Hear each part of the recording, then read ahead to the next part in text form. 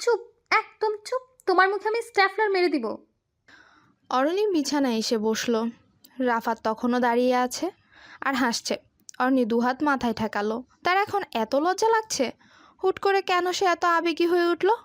কারণটা অরণির কাছে পরিষ্কার। এতদিন সে শুধু রাফাতের প্রতি মুগ্ধ হয়েছে, কিন্তু ভালোবাসা অনুভব করেনি। এই অনুভূতিটা তার কাল থেকে উপলব্ধি হচ্ছে। সেজন্যই বারবার নিয়ন্ত্রণ হারাচ্ছে মন। অরণির মন চাইছে খুব পাগলামি করতে। সে এতটাই আনন্দিত যে হাজার পাগলামো করলেও ক্লান্ত হবে না। তার পাগলামো করার খায়েশ ফুরাবে না। এই মুহূর্তে অরণির আরেকটা উপলব্ধি হয়েছে, এখন থেকে রাফাতের প্রতি সে সবচেয়ে নির্ভরশীল। তার মনে হচ্ছে পৃথিবীর সবচেয়ে ভয়ঙ্কর জায়গাতেও রাফাতের হাত ধরে সে চলে যেতে পারবে। তার একদম ভয় লাগবে না, শুধু রাফাত সাথে থাকলেই হলো। অরণির পাশে রাফাত এসে বসতেই অরণির ঘোর কাটল। তবে রাফাতের দুষ্টুমির ঘোর এখনও কাটেনি। সে হঠাৎ গলা ঝেড়ে বলল, আচ্ছা অরুণী, তুমি না একবার বলেছিলে আমি নাকি তোমার জীবনের সবচেয়ে বড় ভুল? এখন কি মনে হচ্ছে সবচেয়ে বড় ঠিক? অরণি চোয়াল শক্ত করে উত্তর দিল। সবচেয়ে বড় মিথ্যুক তুমি। রাফাত ফ্যাকাশে কণ্ঠে জানতে চাইল। মিথ্যাটা কি অরণি হাত ভাঁজ করে অন্যদিকে চাইল। অভিমানী স্বরে উত্তর দিল, আমাদের বাসরাতের কথা মনে আছে?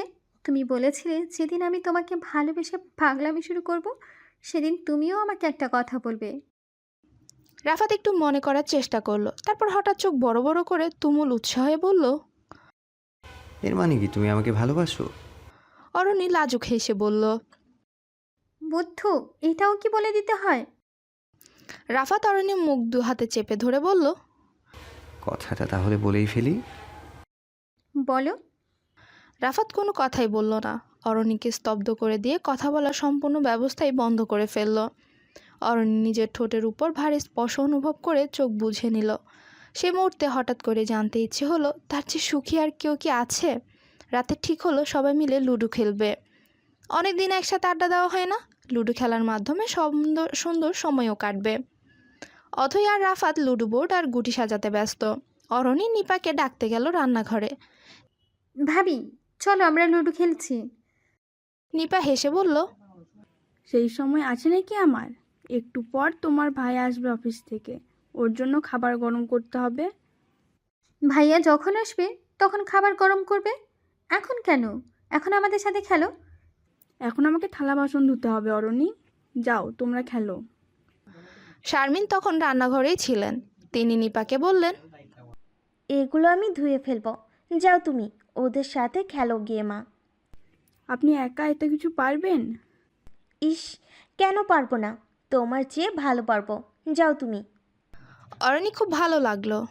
তার ভাবি তার মায়ের সম্পর্কটা বেশ সুন্দর, একদম যেন মা মেয়ে। এই জায়গায় যদি অরণি আর রাবেয়া থাকতেন তাহলে নিশ্চয়ই তিনি অরণিকে খোঁচা মেরে কথা শুনিয়ে দিতেন। অবশ্য এখন রাবেয়া বদলে গেছেন।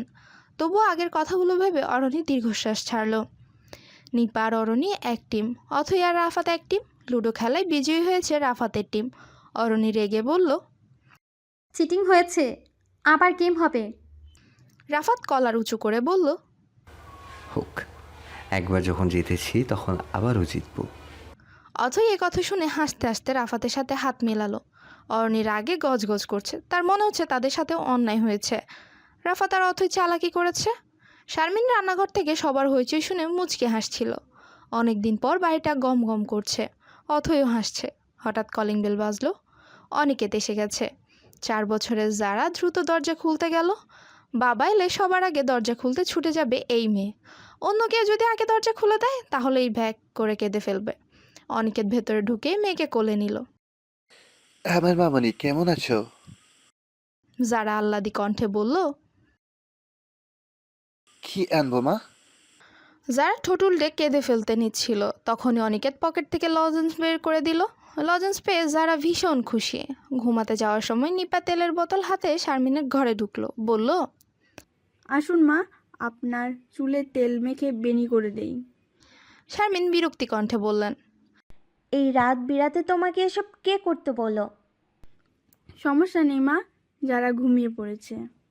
যারা ঘুমিয়েছে তো কি, তুমি নিজের ঘরে যাও। ছেলেটা সারাদিন বাইরে থাকে, এত রাত করে বাড়ি ফিরেছে, আর তুমি আমার ঘরে এসে বসে আছো? এটা কোনো কথা? তোমাকে না বলেছি অনিকেত বাসায় থাকলে তুমি ওকে সময় দিবে? আমার কাজ আমি নিজেই করতে পারি, তেলও আমি দিতে পারবো। দাও। নিপা বুঝিয়ে দেওয়ার জন্য হাত নেড়ে নেড়ে বলল, আঙুলে অল্প করে নিয়ে ভালো মতো তালুতে মাসাজ করবেন মা, তাহলে মাথা ঠান্ডা থাকবে। ঠিক আছে, বুঝেছি। আর পাকামি করতে হবে না, পাকা মেয়ে একটা। যাও তুমি। নিপা হাসি মুখে বের হয়ে গেল। অরণি দরজার সামনে দাঁড়িয়ে পুরো ব্যাপারটা দেখল। তার মাঝে মাঝে ঈর্ষা হয় নিজের ভাবিকে। তার মায়ের মতো শাশুড়ি যদি সেও পেত। রাবেয়া এখন বদলেছেন ঠিক, কিন্তু শারমিনের মতো বুঝদার হতে পারেননি। তিনি অরণিকে রাত 2টা পর্যন্ত নিজের ঘরে আটকে রাখেন। রাফাত অফিস থেকে ফেরার পর অরণির জন্য অপেক্ষা শুরু করে। সে অপেক্ষা আর শেষ হয় না। এইসব কি কোনো বিবেকবান মানুষের আচরণ হতে পারে? আহারে, অরণি কেন একটা বুঝদার শাশুড়ি পেল না? তার ভাগ্যটা নিপার মতো হলো না কেন? নিজের ঘরে ফেরার সময় অরণি ধমক শুনে হঠাৎ থেমে গেল। ধমক এসেছে ভাইয়ের বেডরুম থেকে। অরণি একটু এগিয়ে যেতেই শুনল অনিকেত নিপাকে ধমকাচ্ছে। কারণ নিপা তার পাঞ্জাবি ধুয়ে ইস্ত্রি করেনি, ড্রয়ারে ওভাবেই রেখে দিয়েছিল। এখন পাঞ্জাবিটা কুঁচকে আছে, সেজন্যই ভারী কণ্ঠে ধমকানো হচ্ছে বউকে। অরণির মনটা চট করে খারাপ হয়ে গেল। তার ভাই একটু মেজাজি, এটা সে জানে। ভাইয়ের মেজাজ সে নিজেও পেয়েছে, কিন্তু ভাইয়া মোটেও বিবেকবান মানুষের মতো চিন্তা করছে না। নিপা ভাবি সারাদিন সংসারের কত কাজ করে, যারাকে সামলে রাখে, বাড়িতে কোনো কাজের লোকও নেই, তবুও সামান্য ভুলের কারণে ভাইয়া কীভাবে তাকে কথা শোনাচ্ছে। আহারে, নিপার শাশুড়ি ভাগ্য ভালো হলেও স্বামী ভাগ্য খুব একটা ভালো নয়। এদিক দিয়ে আবার অরণি ভাগ্যবতী, তার স্বামী তাকে সব দিক দিয়ে বোঝে। অরণির একটু আগের আক্ষেপটা নিভে গেল। মুহূর্তেই মনে হলো পৃথিবীতে কেউই আসলে পুরোপুরি সুখী না। কোনো একদিক দিয়ে সবারই ঝামেলা থাকে, অপূর্ণতায় পূর্ণতাও থাকে। তবুও সুন্দর আমরা হেসে খেলে কাটিয়ে দিই, মেনে নিই, মানিয়ে নিই। কষ্টগুলো দূরে ঠেলে সুখ খুঁজে বেড়ানোর এই অদ্ভুত খেলার নামই তো জীবন। সকালে রাফাত অফিসে যাওয়ার জন্য তৈরি হচ্ছে, আর অরণি তাকে অবিরত বিরক্ত করছে।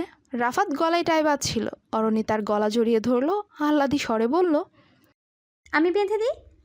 রাফাত ভ্রু কুচকে হাসল, নরম গলায় বলল, দাও। অরণি টাই বাঁধার নাম করে বাকিটাও খুলে ফেলল। তারপর টাই হাত দিয়ে ভাঁজ করে রাফাতের ঘাড়ের সাথে লাগিয়ে নিজের দিকে হ্যাঁচকা টান মারল। রাফাত নিচু হয়ে ঝুঁকে এলো অরণির মুখের কাছে। অরণি আলতো করে রাফাতের কপালে চুমু দিল। রাফাত উষ্ণ গলায় জিজ্ঞেস করলো, কি ব্যাপার? অরণি ঢং করে বলল, তুমি আমার থেকে এত লম্বা হলে কেন? তাই এটা তোমার শাস্তি। 1 মিনিট ঘাড় নিচু করে থাকতে হবে। শুধু নিচু করেই থাকবো, আর কিছু করব না? অরণি লাজুক হেসে বলল, না। রাফাত অরণির ঠোঁটে চুমু দিতে চাইল। অরণি ছুটে পালালো, টাই হাতে নিয়েই। রাফাত ঘড়ির দিকে তাকিয়ে দেখলো দেরি হয়ে যাচ্ছে। হতাশ গলায় বলল, টাই দাও প্লিজ। পারলে নিজে এসে নিয়ে যাও আমার থেকে। রাফাতকে চ্যালেঞ্জ করেই অরণি ঘরময় দৌড়াতে শুরু করলো। রাফাত আত্মবিশ্বাসী কণ্ঠে বলল, ওকে, লেটস সি। 5 সেকেন্ডের মধ্যে অরণিকে ধরে ফেললো রাফাত। অরণি ধপাস করে বিছানায় শুয়ে পড়লো। তাই কিছুতেই দিবে না সে। রাফাত ছিনিয়ে নিল। অরণি তখন রাফাতের গলা জড়িয়ে ধরলো। তোমাকে অফিসে যেতে দিব কেন? রাফাত বিছানায় বসে গানের সুরে বলল, যদি রেখে দিতে পারো, থেকে যেতে চাই। অরণি শোয়া থেকে উঠে রাফাতের কোলে মাথা রাখলো, ভ্রু নাচিয়ে বলল, কিভাবে রেখে দিতে হয় আমার জানা আছে। এ কথা বলেই অরণি প্রেমময় দৃষ্টিতে তাকালো, নিঃসংকোচ আহ্বান। রাফাত দ্রুত অন্যদিকে মুখ ঘুরিয়ে বলল, শিট, এমন করো না অরুণী, সত্যিই যেতে ইচ্ছে করছে না। অরণি জিতে যাওয়ার মতো বলল, ইয়েস, তাহলে যেও না। কিছুদিন পরেই ঈদের ভ্যাকেশন, এখন অফিস মিস দিলে বস মাইন্ড করবে। বস তো তোমার দুলাভাই হয়, প্রবলেম কি? একটু ছাড় দিতে পারে না? দুলাভাই বলেই তো শালাকে শালার মতো খাটায়, দেখো না।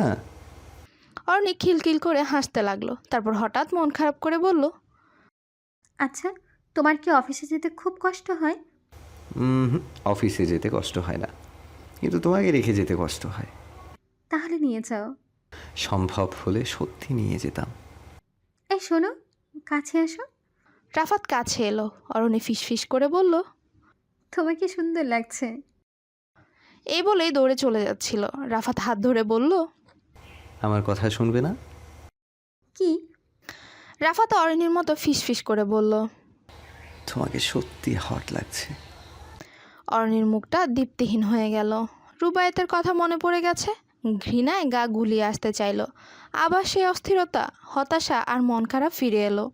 রাফাত বিচলিত গলায় বলল, অরুণী কি হয়েছে? কিছু না, আমি তোমার জন্য টেবিলে ব্রেকফাস্ট দিচ্ছি, দ্রুত আসো। অরণির আহ্লাদী কণ্ঠের কঠিন পরিবর্তন রাফাতের নজর এড়ালো না। অরণি হাতটা ছাড়িয়ে চলে গেল। রাফাত একটু অবাক, এই সামান্য কথায় কি অরণি মাইন্ড করেছে? এর চেয়ে অনেক টাইট কথা বলে রাফাত, কখনো অরণি এমন করেনি। শারমিন রাফাতকে অনুরোধ করলেন যেন যাওয়ার পথে অথৈকে স্কুলে নামিয়ে দেয়। অন্যদিন অথৈ রিক্সা করে যায়, আজ যেহেতু দুজনে এক সময়ই বের হচ্ছে তাই একসাথেই গেল। রাফাত গেট দিয়ে বের হওয়ার সময় জিজ্ঞেস করলো, আইসক্রিম খাবে অথই? না। রাফাত ভ্রু কুচকে তাকালো। মেয়েটার আজ কী হয়েছে? অথৈয়ের আইসক্রিম খুব পছন্দ, তাই রাফাত প্রস্তাব করেছিল, কিন্তু দেখে মনে হচ্ছে অথৈয়ের মন খারাপ। কেন? তার তো আজ খুশি থাকার কথা। গাড়িতে বসে অথৈ কোনো কথা বলল না, তাকে খুব চিন্তিত দেখালো। মনে হচ্ছে বড় কোনো সিদ্ধান্ত নিয়ে দ্বিধায় আছে। রাফাতি একবার